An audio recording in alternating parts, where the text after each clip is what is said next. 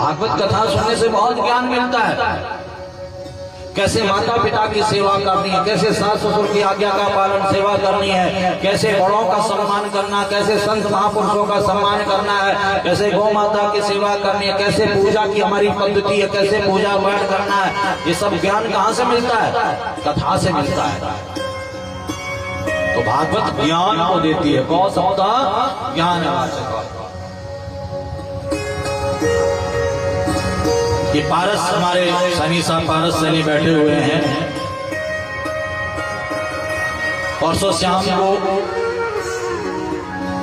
जब हम यहाँ पर आए, व्यवस्था देख रहे थे कि भाई टेंट लगा के नहीं लगा तो लगवा नहीं, तो सैनी साहब भी आगे। तो हमारे पारस जी क्या कह रहे कि गुरु जी जब सबसे पहली कथा आपने यहाँ पर की थी उस समय 12-14 साल का था, लगभग ऐसे रहूंगा। और पूरी कथा यहाँ पर मैंने सुनी और तब से मेरे मन में ठाकुर जी की भक्ति जाग गई।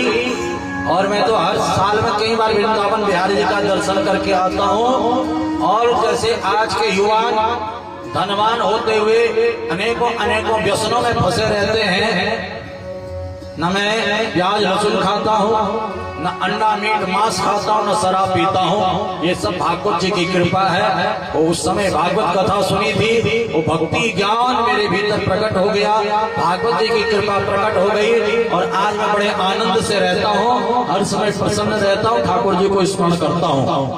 एक बार ताली तो बजा दो हमारे पारस के लिए। कौन कहता है कि भागवत जीवन में परिवर्तन नहीं लाती है?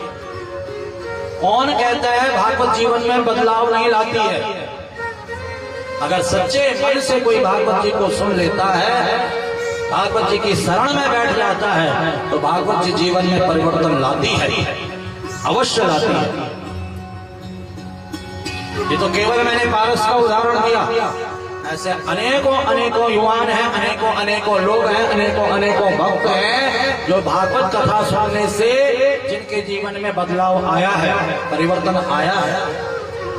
एक उदाहरण नहीं, अनेकों उदाहरण हैं। तो यहाँ पर